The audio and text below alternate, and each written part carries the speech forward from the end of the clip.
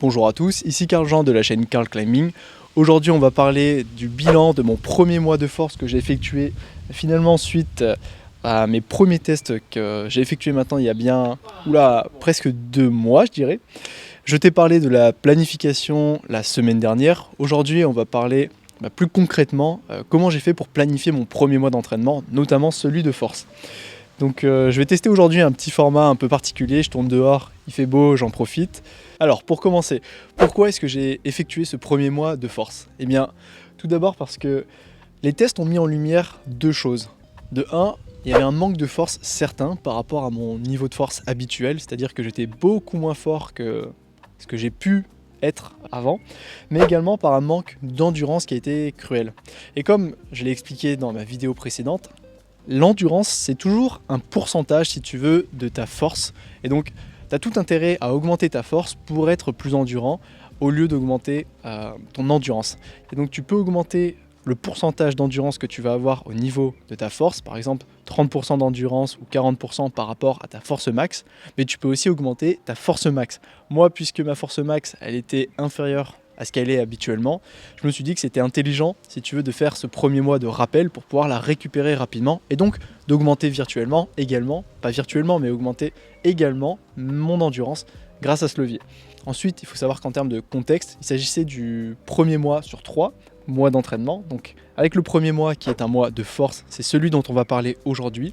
Un deuxième mois, celui que je suis en train de faire et de terminer un mois d'endurance. On fera également plus tard un bilan de ce mois d'endurance avec ce qui a été, ce qui n'a pas été, ce que je ferai, ce que je ne referai pas parce que j'ai fait des erreurs quand même.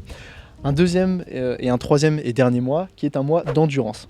Ensuite, la structure de ce mois.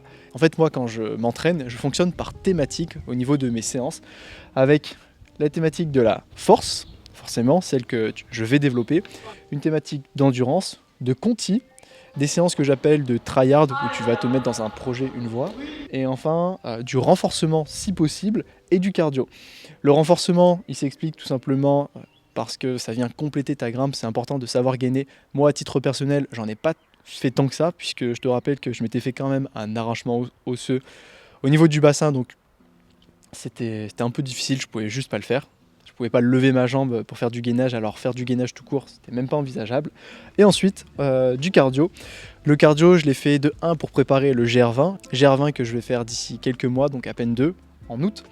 Et enfin, aussi pour sécher afin d'atteindre un poids de forme parce que l'escalade, ça reste un rapport poids-puissance. C'est un sport où c'est important d'être un petit peu léger, d'être sec. Et moi, j'aime bien dissocier, si tu veux, deux poids. Je dirais tout d'abord le premier poids qui est mon poids d'entraînement, celui que je fais tout au long de l'année pour pouvoir m'entraîner, encaisser les charges d'entraînement, donc aux alentours des 76-77 kg. Et puis un poids, je dirais, de performance que je garde seulement sur un laps de temps très très court, souvent à peine 2 semaines, le temps de faire mon trip qui est aux alentours des 72 kg.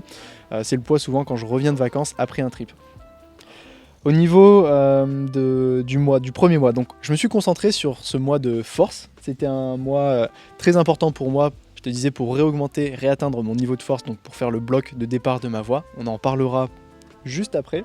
Et pour pouvoir également augmenter virtuellement mon endurance. Donc comment ça fonctionne? Quand tu développes en fait la force, moi ce que je fais, c'est que je fais 2 séances par semaine de force, à savoir de force à doigts, mais également de force à bras.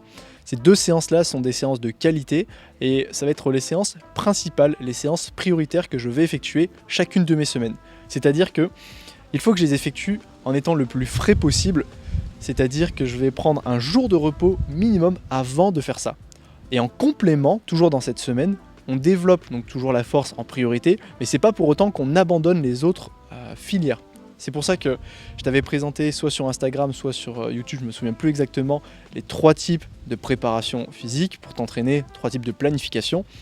La linéaire, celle que tu fais par bloc, donc tu vas faire un mois de force, un mois d'endurance de force, un mois de rési, un mois de tout ce que tu veux, et en fait tu enchaînes sans faire de compromis. Le problème c'est que je trouve que tu perds en fait les gains de ton premier mois quand tu as terminé de faire une boucle, si tu veux, de chacune des filières. La deuxième qui est la non linéaire, donc qui est plutôt pas mal, mais qui a aussi ses inconvénients. Et puis ensuite, tu as la planification par bloc, avec en priorité la filière que tu veux développer. Donc moi, par exemple, la force, avec mes séances de force à doigts et à bras. Et puis ensuite, tu vas tout le reste qui va être une espèce de packaging avec chacune des filières qui vont être des séances de rappel. Donc moi par exemple, une fois par semaine, je fais de l'endurance avec une séance de doublette. Donc ici, je grimpe dans le geste parce que je favorise justement le geste. Je fais déjà assez de poutres pour la force à bras et la force à doigts. Je fais également une séance de conti, à savoir la séance d'arcing que je t'ai déjà présentée dans une autre vidéo, je te mettrai le lien pour que tu puisses la voir. Cette séance d'arcing, moi, elle me permet de travailler mon mental et le tryhard parce que ce sont des séances qui finalement sont assez longues, qui sont dures à encaisser, non pas qu'elles sont intenses, mais mentalement, c'est long de rester, tu vois, aussi longtemps sur le mur. Moi, c'est quoi, il y a 2 jours, je suis resté 3 fois 30 minutes sur le mur avec 4 minutes de pause. Bah, je peux te dire que j'étais en train de péter un câble en fait mentalement, hein, parce que c'était dur de rester aussi longtemps. Je travaille également ma pose de pied parce que sur mon pan de bloc, j'ai vissé si tu veux des micro prises de pied qui me permettent moi de préparer déjà un petit peu la falaise parce que j'ai remarqué que les gratons en salle que tu utilises sont déjà trop grands et je préfère utiliser des micro prises de pied que tu visses avec des vis à bois pour te forcer toi à toujours être gainé, ce qui va mimer un petit peu ce que tu vas retrouver en falaise finalement. Je fais également une séance par semaine, une fois par semaine, une séance de tryhard, donc c'est la séance un peu projet et c'est également celle que je vais faire demain, donc ce sont un peu les séances que je te montrais quand j'allais à l'Équin, où je me prenais une voie de projet et le but c'est de partir dedans et de faire tes meilleurs essais, donc tu es dans du après-travail, tu vas mettre plusieurs essais dans la même voie. Typiquement demain, je dois faire des essais dans un 8A+, 8B et essayer de le faire si c'est possible à la séance, on verra bien, ça fait 3 semaines que je n'ai pas été à l'Équin. Normalement, je vais voir une évolution puisque j'y suis allé il y a 3 semaines et que j'ai fait qu'un seul essai dans la voie. C'était un essai de découverte, un essai de calage. Je vais peut-être filmer ça, on verra. C'est pas encore dit, mais ça peut être intéressant. Ensuite, une fois par semaine, je fais également du cardio. Donc ça, on l'a dit, de la marche inclinée ou de la course. Ça, c'est pour préparer le GR et atteindre mon poids de forme. Et ensuite, de la souplesse. Mais ça, je faisais attention toujours avec mon problème à la hanche. Donc j'y suis allé avec parcimonie, on va dire.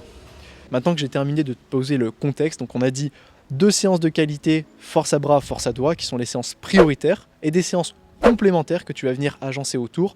Il va falloir faire attention au niveau des temps de repos et aussi de l'accumulation de la charge pour ne pas toi trop te fatiguer, pour être efficace lorsque tu dois l'être sur les séances de qualité de force.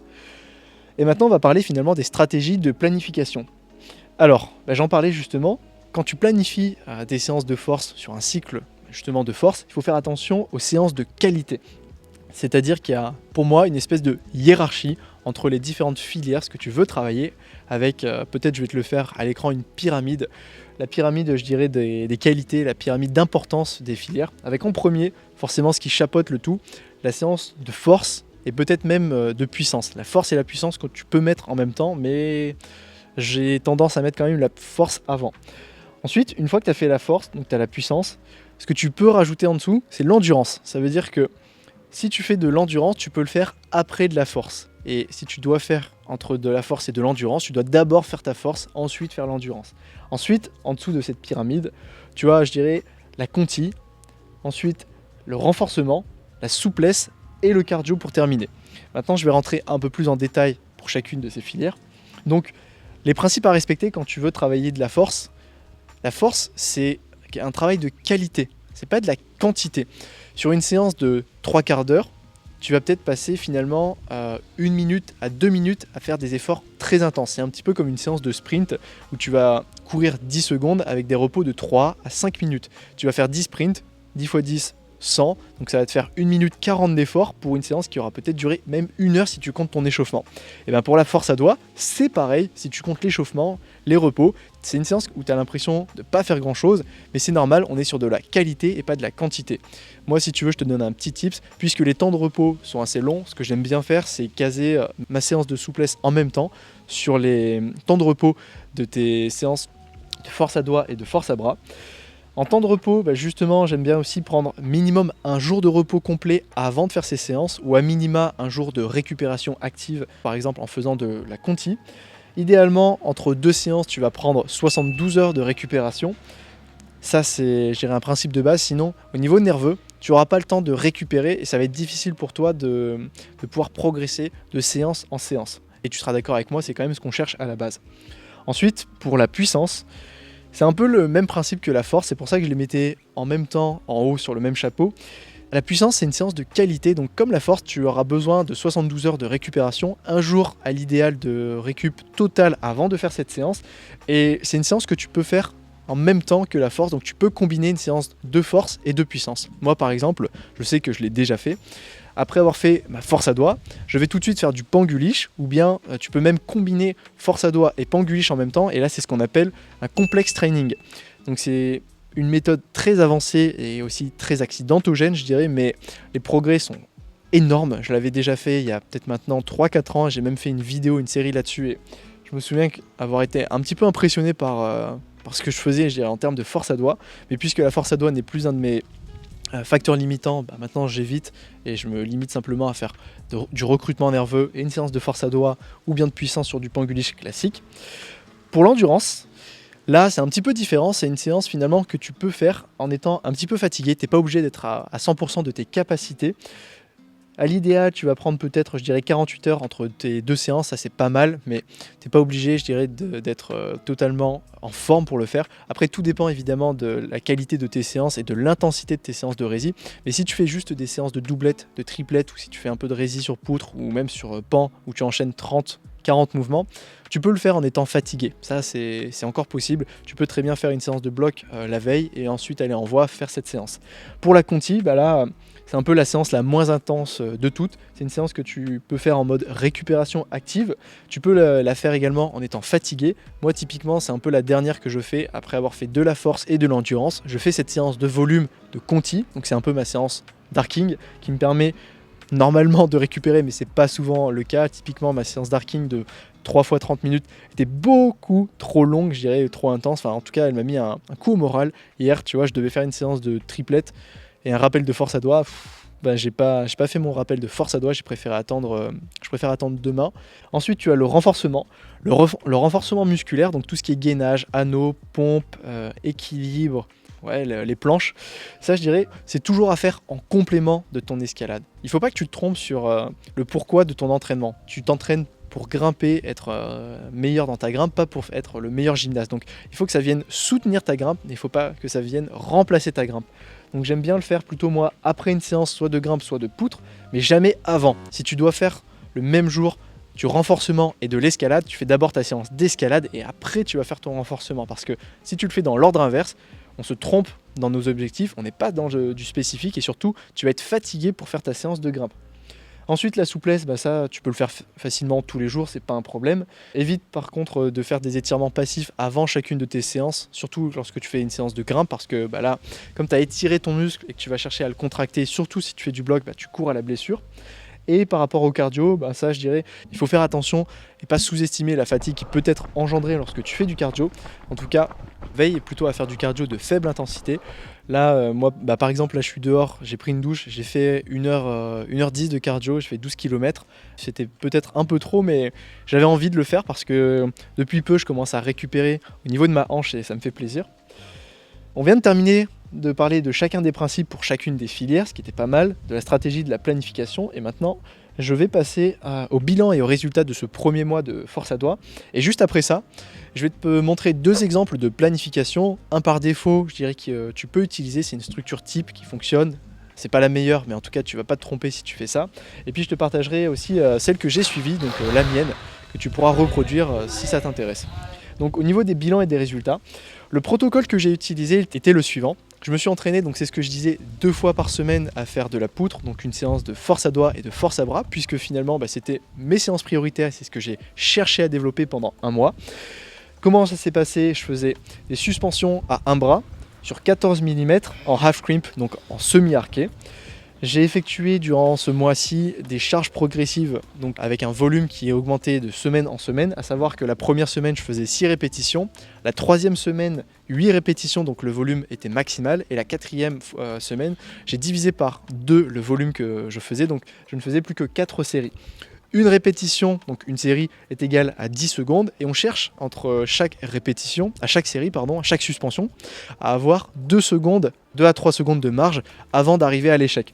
Pourquoi c'est important? J'en ai parlé sur Instagram. C'est pour limiter le risque de blessure et surtout limiter la fatigue accumulée engendrée par l'atteinte de l'échec. En fait, physiologiquement parlant, il n'y a pas de bénéfice à aller à l'échec quand tu fais de la force. avoir cette petite marge de 2 à 3 secondes apporte autant de résultats que le fait d'aller à l'échec. Ça t'apporte seulement, si tu veux, plus de fatigue. Et je t'invite à aller voir mon post Instagram qui en parle plus en détail avec la littérature scientifique qu'il y a derrière.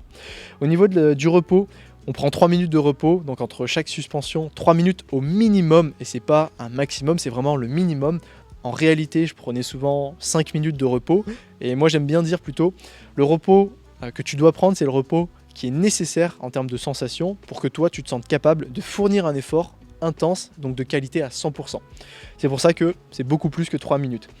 Au niveau de mon point de départ, donc j'ai démarré ma première séance avec, pour le poids que j'utilisais main droite, 64 kg pendant 10 secondes, et avec la main gauche, 62 kg pendant 10 secondes. Au niveau des gains, donc le bilan après un mois, je ne peux pas les connaître actuellement précisément parce que je ne me suis pas testé à fond sur 10 secondes. Tout simplement parce que je n'ai pas fait de test. Il y a une différence entre performer et s'entraîner, et là je suis en train de m'entraîner, mais tout ce que je peux te dire, c'est qu'il y a une séance où j'ai réussi à tenir main droite 10 secondes avec 68 kg, et main gauche également avec 68 kg pendant 10 secondes. Donc là c'est intéressant parce que j'ai réussi à réajuster un petit peu le déséquilibre qu'il y avait, en tout cas sur une série, ce qui me fait une augmentation nette de force de 6% pour la main droite et de plus 10% pour la main gauche. Donc en termes d'interprétation, ce sont des gains qui sont plutôt énormes, surtout que je me suis entraîné que 4 semaines et moi mon niveau de force il est déjà très élevé, tu sais, je ne suis pas un débutant vis-à-vis de cette pratique, donc avoir 6% de gains et 10% de gains en un mois, c'est énorme. Ça veut dire que si j'avais continué sur 2 mois, on pourrait espérer en fait 12% de gains si on se cale sur les gains de ma main droite. En comparaison avec le protocole Eva Lopez, ça reste quelque chose de très intéressant. Je fais ici référence à mon premier cycle de force à doigts que j'ai effectué il y a maintenant quelques années. Je te mettrai la vidéo pour que tu ailles la regarder, ou cette fois-ci, comme c'était mon premier cycle de force à doigts, je pense que j'avais gagné plus 20, plus 30 kilos à peu près, ce qui était stratosphérique, c'était énorme. Maintenant, il faut surtout voir, d'accord, j'ai gagné la force à doigts, mais comment ça se traduit à deux mains sur 14 mm, puisque là j'ai mes références, mais également sur 20 mm, là où j'ai fait mes tests il y a 1 mois et demi. Ce sont quand même finalement des résultats qui sont encourageants, il ne faut pas le négliger, parce que y a un gain, donc je ne me suis pas entraîné pour rien, et ça aura au moins servi à me faire un rappel, et au moins à récupérer la force que j'avais certainement perdue, parce que il faut savoir que là j'ai tenu 68 kg pendant 10 secondes, mais lorsque j'étais très en forme, et que je me lestais sur 20 mm, j'étais capable de me suspendre au poids de corps sur 14 mm. Ça, j'ai déjà réussi à le faire, et sur 12 mm également. Donc, ça sera intéressant de le voir dans 1 mois et demi, à quel point j'ai pu maintenir ce niveau de force. Et on sait très bien qu'en faisant de l'endurance, on perd un peu de force. Donc, est-ce que j'ai réussi à limiter la casse? Ça sera aussi intéressant. Puisque ce qui nous intéresse, c'est de développer en majorité l'endurance et pas la force. Mais bon, je ne vais pas me répéter, tu as compris pourquoi je faisais ça. Maintenant, on va passer pour terminer, un exemple de structure de force à doigts que tu peux utiliser avec en premier lieu une structure par défaut. Donc le lundi, moi je te propose de faire ta séance de force à doigts. Donc tu commences par de la qualité, force à doigts et force à bras. Le mardi, tu peux enchaîner sur une séance d'endurance, puisque même si tu es fatigué de ta séance de lundi, tu peux enchaîner cette séance d'endurance. Donc que ce soit juste de la voix, beaucoup de blocs, ou même des séances de doublette ou une séance de poutre, c'est possible. On a dit que l'endurance, tu pouvais la travailler en étant fatigué. Et ensuite, le mercredi, tu peux faire de la conti. Donc toujours avec cette idée de pyramide dégressive, on fait la force qui est une séance de qualité qui va te fatiguer et qui ne peut pas être fait en étant fatigué par principe, sinon tu vas te brider. L'endurance, qui est une séance que tu peux faire en étant fatigué, et la conti, une séance un peu de récup active qui va te permettre de faire du volume. Le jeudi, moi je te propose de faire du cardio, mais également du renforcement musculaire. Ça va être ta journée un peu off de la semaine, avant de réenchaîner vendredi sur ta deuxième séance de force à doigts et de force à bras. Et si tu me suis bien, et bien là on a mardi, mercredi, jeudi, qui sont des jours où tu vas t'entraîner certes, mais des journées où tu vas pas faire de la force, ce qui va te laisser plus de 72 heures avant de t'entraîner et de faire ta deuxième séance. Donc séance de force à doigts et de force à bras. Et samedi, tu vas pouvoir faire un peu de souplesse si t'en as l'envie et un peu la motivation. Et dimanche, c'est le jour du Seigneur, tu vas pouvoir te reposer. Si tu reprends le lundi et que tu suis cette structure, eh ben, on compte entre vendredi et lundi, on a samedi 24 heures, dimanche 48 heures, lundi tes 72 heures avant de réenchaîner ta deuxième séance de force à doigts ou de force à bras. Donc je dirais que c'est une structure hebdomadaire qui te permet de faire ça pendant 4 semaines. Et si tu suis cette séance, cette semaine plutôt, tu vas pas te tromper, tu vas faire correctement les choses, respecte les temps de repos et écoute-toi s'il te plaît, ne va pas te blesser.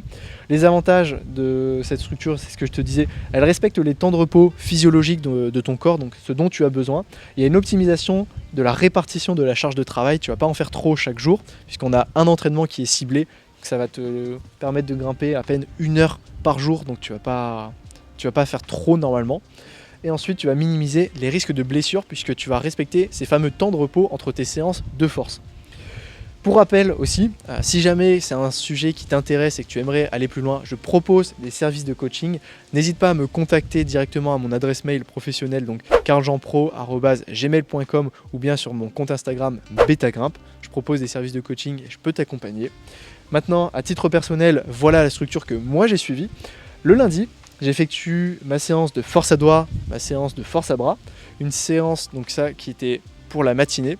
Ensuite, l'après-midi, je fais plutôt le soir une séance de rési de doublette et je fais ma souplesse au club. Donc moi le lundi, c'est une journée où je fais en fait 2 entraînements, le matin et l'après-midi, donc c'est un peu plus conséquent, mais en même temps j'ai le temps de le faire. Le mardi, je fais de la conti et du cardio. Quand je fais de la conti, ça a été du harking, donc mes fameuses séances 3 fois 20 minutes, 3 fois 25 minutes, et aujourd'hui, enfin plutôt il y a 2-3 jours, 3 fois 30 minutes. Le mercredi, ça a été une séance de puissance où je faisais un rappel de puissance, d'explosivité sur mon pangulige, donc c'était pas très long, mais ça me permettait de ne pas perdre ma fermeture de bras. Je faisais également du renforcement musculaire, enfin j'ai essayé de le faire, mais bon, avec mon arrachement osseux, tu te doutes bien que j'en ai pas réellement fait beaucoup. Donc ma force à bras, je le prenais comme mon renforcement musculaire. Ensuite, le jeudi, je repartais pour de l'endurance, mais cette fois-ci sur poutre, donc une séance d'endurance de force critique, de pyramide. Je te mets le lien de la vidéo pour que tu puisses voir de quoi je parle, mais ceux qui me suivent depuis un moment savent de quoi je veux parler. Je continuais et faisais également une séance de souplesse, parce que la séance de pyramide, finalement, elle est très très courte, elle ne dure que 45 minutes. Le vendredi, j'enchaînais sur une séance de force à doigts, de force à bras. Et donc là, c'était mon rappel, finalement, c'était ma 2e séance de force de la semaine. Je ne faisais rien d'autre parce que j'avais besoin de récupérer, parce que le samedi, c'était ma séance de tryhard. J'allais à l'Équin ou bien à Rouvroy, donc mon club, pour pouvoir essayer de faire du après-travail dans des voies très difficiles. Le but, c'était de mettre des essais de qualité et de travailler, se mettre un petit peu taquet. Et le dimanche, c'était ma journée de repos, je faisais simplement du cardio, j'allais soit faire de la marche inclinée pour préparer le GR, ou j'essayais de courir, comme là, c'est ce que je viens de faire, lorsque ma hanche le permettait.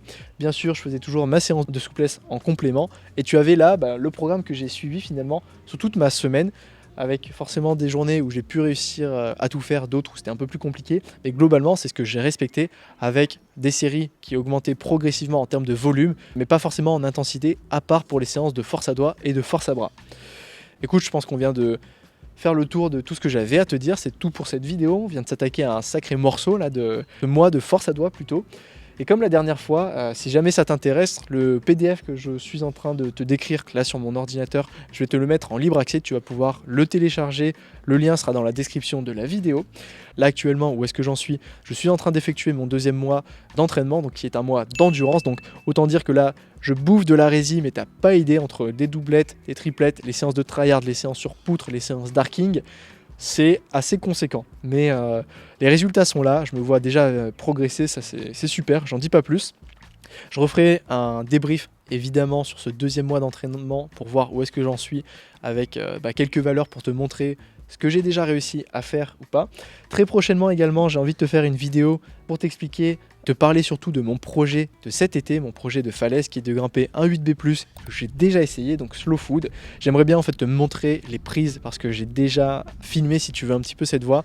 Moi, ça va me permettre de me remettre dedans, de préparer un petit peu ma visualisation mentale. Et toi, ça va te permettre de voir à quoi ça ressemble les prises d'un 8B+, te montrer et te décrire la voie pour que finalement on puisse analyser ensemble cette voie et que je t'embarque finalement avec moi pour que tu puisses m'accompagner dans cette aventure.